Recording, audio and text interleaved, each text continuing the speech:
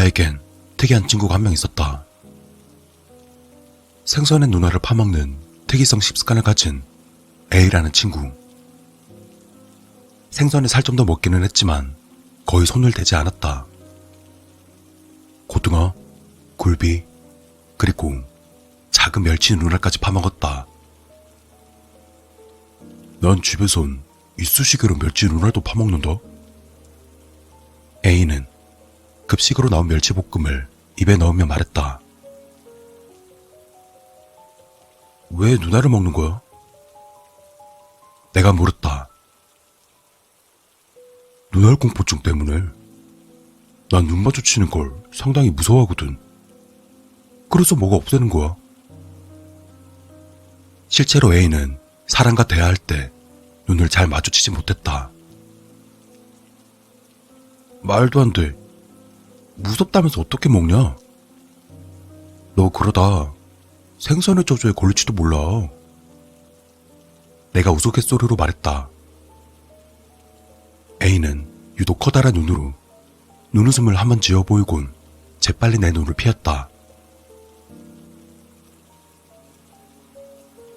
어느 가을의 토요일, 난 A의 집에 숙제를 한다는 핑계로 놀러가서 늦은 오후까지 놀고 있었다. A의 집에는 하얀색 털을 가진 고양이가 있었다. 나도 동물을 키우고 싶었지만 부모님의 반대로 키우지 못하고 있는 상황이었던지라 그 고양이를 무척이나 예뻐했었다. A의 집은 계단이 있는 커다란 2층 집으로 어머니의 취향이었는지 거실은 고풍스러운 무늬가 그려진 빨간색 벽지로 뒤덮여 있었다. A의 방 벽지에는 어울리지 않는 분홍색 장꽃 무늬가 가득 수놓여 있었다. A의 어머니는 시간이 늦었다며 저녁 식사를 하고 가는 것을 권하셨다. A의 어머니는 서구적이고 날카로운 큰 눈에 핏줄이 살짝 비칠 정도로 하얀 피부를 지니셨고 다이어트를 혹독하게 하셨는지 아주 깡마른 몸을 가지고 계셨다. 게다가 짙은 파란색 원피스를 입고 계셔서 그런지 표정은 웃고 있었지만 왠지 서늘한 느낌이 들었다. 그리고 그의 어머니 역시 내 눈을 잘 마주치지 못하셨다. 반대로 A의 아버지는 동양적인 작고 긴 눈에 뻣뻣한 정장타림이었다. 어머니와 달리 거의 무표정을 유지하고 계셔서 그런지 역시나 서늘한 인상을 풍겼다. 그리고 아버지 역시 나와 눈이 마주치자마자 시선을 돌리셨다. 유전인가? 난 식탁 의자를 빼고는 A의 집 식탁에 앉았다.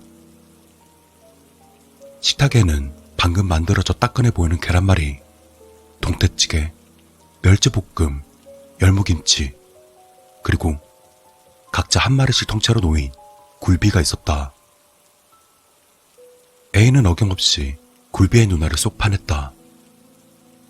그러고는 그걸 오물오물 씹으며 굴비 살점이 그대로 남은 그릇을 내게 밀어주었다.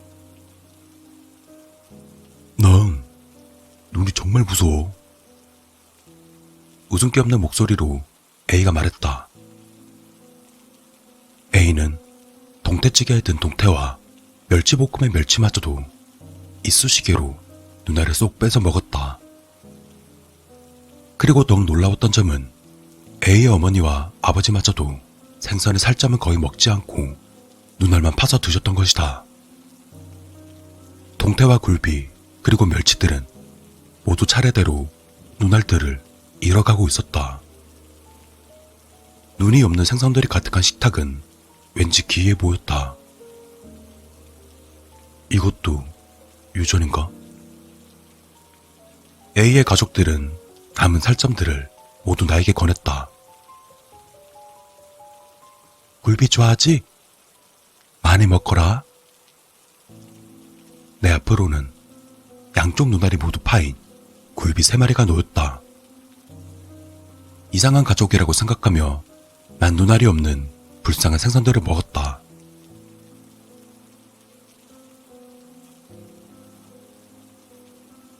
주말이 지난 수요일, 학교를 마친 나는 학원에 가기 전 A와 함께 내가 사는 아파트 놀이터에서 잠시 그네를 타고 있었다. 당시의 계절은 가을이라 그런지 그네를 타며 바람을 맞고 있으니 조금 쌀쌀했다. 나 이제 학원 갈 시간이야. 내가 말했다. 그래? 나도 집에 갈래. A가 말했다. 우리는 그네에서 내려 길을 걸었다. 헌데 자동차들이 빼곡히 주차되어 있던 골목에 형체를 알아보기 힘든 검은 물체가 있었다. A야, 저거 보여? 저게 뭐지? 우린 검은 물체를 확인하기 위해 가까이 다가갔다. 그렇게 조금 더 가까워지자 그것의 정체를 알게 되었다. 난 깜짝 놀라 재빨리 몸을 뒤로 돌렸다. 그것은 죽은 지 얼마 되지 않은 검은 고양이의 시체였다. 그리고 그것의 백가죽 사이로 내장이 조금 흘러나와 있었다. 생전 처음 보는 동물 시체에 꽤나 충격을 받았다. 차에 치인 건가? 눈을 가렸던 두 손을 조심스럽게 벌려 죽은 고양이를 살펴보았다. 고양이의 두 눈은 총명한 빛을 잃은 채 가만히 허공을 응시하고 있었다. 그렇게 얼마간의 시간이 흐르고 충격이 조금 없어지자 죽은 고양이가 불쌍하다는 생각이 들었다. 고양이 불쌍하다. 그치? 우리가 묻어줘야 하나? A는 나보다도 더 놀랐는지 아무런 말도 없었다. 어른들 불러올까? 그냥 가자.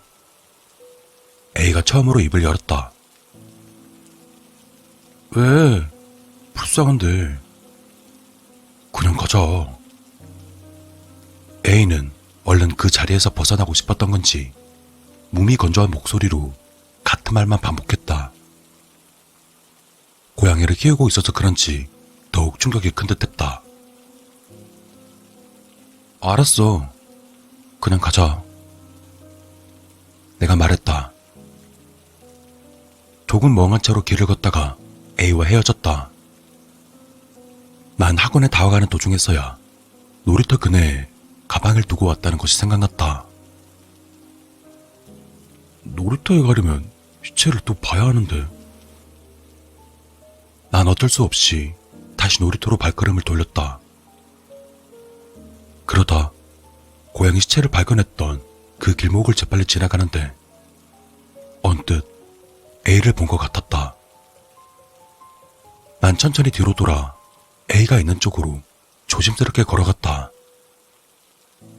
구석에 쪼그려 앉아있는 A의 뒷모습이 보였다.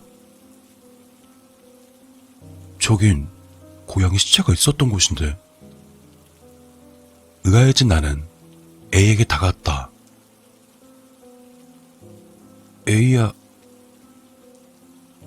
난 A를 부르려다 멈칫하고선 그대로 집을 향해 뛰쳐갔다. 놀이터에 있는 책가방도 지각 위기에 놓인 학원도 잊어버린 채였다. A는 손가락으로 죽은 고양이의 눈알을 파내고 있었다. 헐레벌떡 뛰어가면서도 생각을 멈출 수가 없었다. 잘못 본 건 아닐까? 아니야. 아까 충격받아서 헛것을 본 건지도 몰라. 그러다 이내 뜀박질을 멈추며 생각했다. 다시 가보자.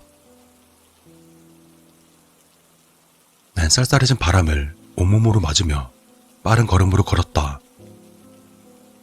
그리고 길목에 도착하니 A는 사라진 상태였다. 고양이는 여전히 그 자리에 있었다. 난 미간을 찌푸리며 천천히 다가가 고양이의 얼굴을 확인했다. 고양이의 두 눈이 있던 자리는 텅 비어 있었다. 그리고 눈 근처에는 아직 마르지 않은 피가 흥건했다. 그에 난 놀라서 뒤로 자빠졌다. 난 곧바로 몸을 일으켜 집으로 뛰쳐갔다. 역시 잘못 본 게 아니었다. A는 왜 고양이의 눈을 파낸 걸까? 그러다 문득 A의 집에서 있었던 일이 떠올랐다. A의 가족들이 생선의 눈을만 모조리 파먹은 뒤 눈알이 없는 생선들을 내밀던 모습이 머릿속에서 재생되었다. 설마 아니겠지? 다음 날 잠을 제대로 이루지 못해 피곤에 치댄 눈으로 학교에 가자 A는 아무렇지 않게 나를 반겼다. 오늘 급식도 생선이었으면 좋겠다. 난 차마 A의 눈을 바라보지 못했다. 어제 그 고양이 말이야. 내가 말을 꺼냈다. 그 죽은 고양이? 불쌍했지? 묻어줄 걸 그랬나? 그리고 A는 아무렇지 않게 말을 이었다. 근데 고양이 눈은 참 예쁜 것 같대. A가 내 눈을 피해 허공 원자리를 바라보며 말했다. 난 결국 어제 있었던 일에 대해 묻지 못했다. 어느덧 시간이 흘러 겨울방학이 되었다. 그리고 집에서 다음 학년 공부를 하던 중 A에게 전화가 왔다. 내일 네 생일이라 생일 파티 할 거야. 너도 우리 집으로 와. 그래? 알겠어. 별로 내키지 않았지만 그래도 학교 다닐 때 가장 친하게 지낸 친구였던 A의 제안을 승낙했다. A의 생일날 난 조금 이른 시간에 A의 집으로 가서 초인종을 눌렀다. A가 문을 열어줬다. 일찍 왔네? 어서 와. A는 생일이라 그런지 기분이 좋아 보였다. 생일 축하해.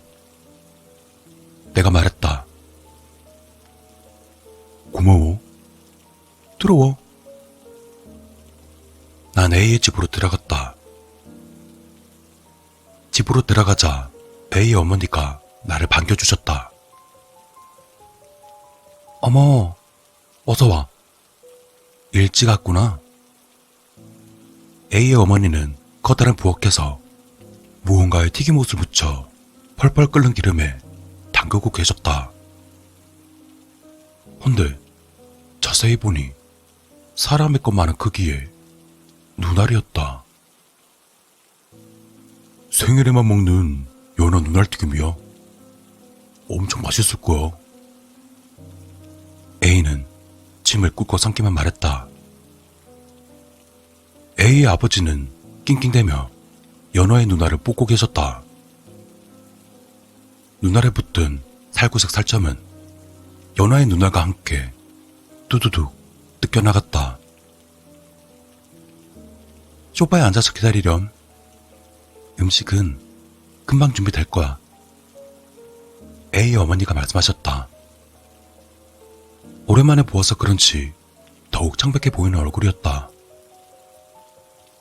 눈가의 섀도우는 새까매 진했고 양쪽 귀에는 샹들리에 모양의 반짝이는 귀걸이가 달려있었으며 고급스러운 짙은 보라색 원피스 위로는 프릴이 달린 하얀색 앞치마 차림이었다. A의 생일이라 신경을 쓰신 모양이었다. 위로 한껏 올라간 커다란 눈매에는 기분 좋아 보이는 웃음이 가득했다. A의 아버지는 역시나 무표정을 유지하고 계셨다. 내가 소파에 가서 앉자 흰색 고양이가 나에게 다가왔다. 기분이 좋은 듯 다리에 얼굴을 부비며 그르릉 하는 소리를 냈다. 그리고 난 고양이의 털을 쓰다듬어 주고 있었는데 잠시 후 A의 어머니가 날 부르셨다. 그해 난 부엌으로 가보니 식탁 위에는 맛있어 보이는 음식들이 가득했다. 머리까지 통째로 구운 고등어 구이, 도미찜, 머리 장식이 있는 광어회, 연어 눈알튀김, 멸치볶음 등 음식은 모두 생선 요리였다. 그리고 식탁 한가운데 아무런 장식이 없는 하얀색의 커다란 생일 케이크가 어울리지 않게 놓여 있었다. 왜 음식이 다 생선 요리지? 음식 시키기 전에 얼른 생일 좀 불자. A의 어머니의 말씀에 A의 아버지는 말없이 생일 케이크 위에 놓인 초에 불을 붙이기 시작하셨다. A는 거실 불을 끄기 위해 자리에서 일어났다. A가 등불을 끄자 우리는 생일 축하 노래를 불렀다. 그리고 노래가 끝나자 우린 밥을 먹었다. A는 연어 눈알튀김을 호호 불어가며 먹었고 A의 아버지는 광어 머리에서 파는 눈알을 멀컹멀컹 씹고 계셨으며 A의 어머니는 도미찜에서 눈알을 골라내어 밥에 올려놓고 으깨어 양념과 함께 비벼 드셨다. 얼마나 맛있게 먹던지 식탁 위에 사람의 대화는 없었고 오직 생선 눈알 씹는 소리만 들렸다. 도무지 젓가락을 들 수가 없었다. 안 먹고 뭐해? 맛있어. 먹어봐. A가 내 밥그릇 위에 껍질이 반쯤 벗겨져 물컹한 속살이 다 드러나 보이는 연어 눈알 튀김을 올려주었다. 크기가 제법 커서 사람 눈알 튀김이라 해도 믿을 것 같았다. 입맛이 없나 보구나. 밥이 싫으면 케이크 먹을래? A의 어머니는 케이크 칼을 들며 말씀하셨다. 그리고선 민무늬의 하얀 케이크를 쓱쓱 자르셨다. 과일이 가득 들었는지 쉽게 잘리지 않는 모양이었다. 그런데 케이크의 단면을 본 나는 화장실로 뛰쳐갔다. 케이크 안에 있던 수많은 눈알들이 날 쳐다보고 있었던 것이다. 잘린 눈알의 단면들도 도로 있었다. 익히지도 않았는지 눈알에서 나온 거무축축한 물들이 케이크 시트를 잔뜩 적시고 있었다. 난 화장실로 뛰쳐가서는 변기의 얼굴을 쳐박았다. 헛구역질을 하며 필사적으로 머리를 굴렸다. 이 가족들은 미쳤다. 어떻게든 빠져나가야 한다. 그런데 머리를 들고 일어나 보니 화장실 안에 거울이 없었다. 이건 또 무슨 일이지? 내가 화장실에서 나왔지만 가족들은 아랑곳하지 않고 맛있게 식사를 하고 있었다. 얼마 전에 집안의 모든 거울들을 없앴어. 눈알 공포증이 너무 심해져서 이젠 내 눈을 마주보는 것도 힘들거든. A가 눈알 튀김을 입에 넣으며 말했다. 그렇다면 저 수많은 생선 눈알들은 어떻게 쳐다보는 거지? 혼란스러워하는 나에게 A의 어머니는 고등어 눈알을 빼며 말씀하셨다. 눈알 공포증이 없다는 것은 정말 행운이란다. 감사하게 생각하렴. A의 아버지는 아까부터 계속해서 날 힐끔힐끔 쳐다보고 계셨다. 얼른 선물만 주고 집에 가야겠다는 생각이 들었다. 그리고 가방에서 A의 생일 선물을 꺼냈다. A야, 나 바빠서 이만 가봐야 될 것 같아. 이건 선물이야. 생일 축하해. 와, 고마워. 뭘까나? 내가 준비한 선물은 고풍스러운 디자인의 커다란 손거울이었다. 고풍스러운 집에 사는 A에게 잘 어울릴 것 같아서 용돈을 털어 산 거였다. 아, 맞다. 그런데 그거 내가 말을 다 하기도 전에 A는 이미 포장지를 뜯었다. 커다란 손거울이 번쩍 빛을 내며 모습을 드러냈다.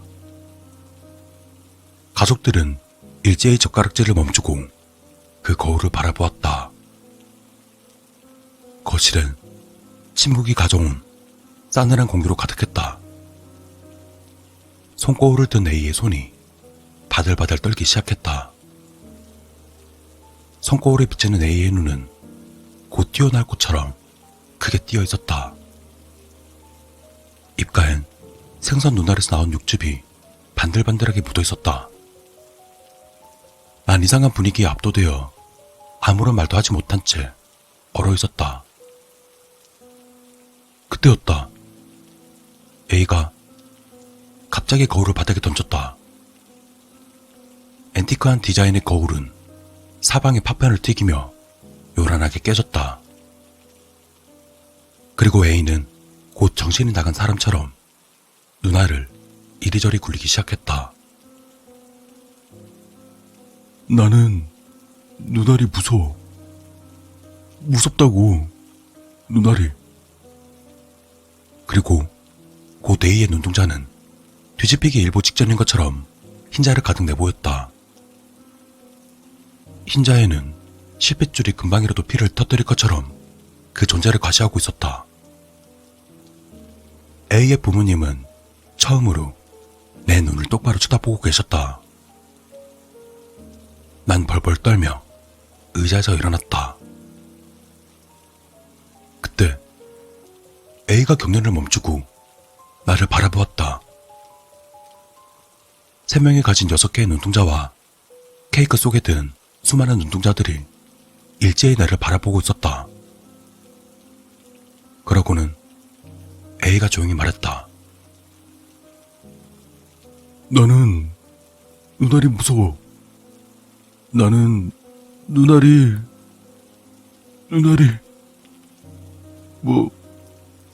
먹고 싶어. A는 갑자기 나에게 달려들었다. A의 부모님도 날 쳐다보며 의자에서 벌떡 일어나셨다. 난 비명을 지르며 A를 뿌리치고서 현관을 향해 달려갔다. 그리고 간신히 A의 집을 탈출해서 우리 집을 향해 뛰어갔다. 그렇게 얼마나 달렸을까? 다리가 잘 움직여지지 않자 눈물이 마구 쏟아졌다. 결국 난 얼마 가지 못해 다리에 힘이 풀려 넘어지고 말았고, 난 곧바로 뒤를 돌아보았지만 A는 보이지 않았다. 대신 A의 집에선 귀가 찢어질 듯한 비명 소리와 함께 마치 지옥에서 들려오는 듯 섬뜩한 웃음소리가 들려오고 있었다. 그 끔찍한 소리에 두 귀를 막고 벌벌 떨다가 결국 정신을 잃고 말았다. 그게 내가 A를 본 마지막 기억이었다.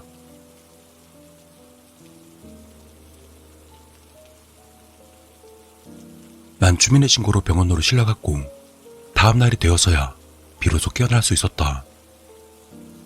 그리고 그날 밤 TV 뉴스를 통해 A의 근황을 들을 수 있었다. A의 가족들은 비명 소리를 들은 주민의 신고로 발견되었고, 발견 당시 양쪽 눈알이 모두 파여진 채 피를 흥건하게 흘리며 죽어 있었다고 한다. 하얀 고양이도 함께 말이다. 그리고 그들의 입안에는 각각 누구의 것인지 구별할 수 없을 정도로 손상된 눈알의 잔해들이 가득했다고 한다. A의 가족들이 사람들의 눈을 피했던 이유는 눈알 공포증 때문이 아니라 눈알 집착증 때문이었던 것이다.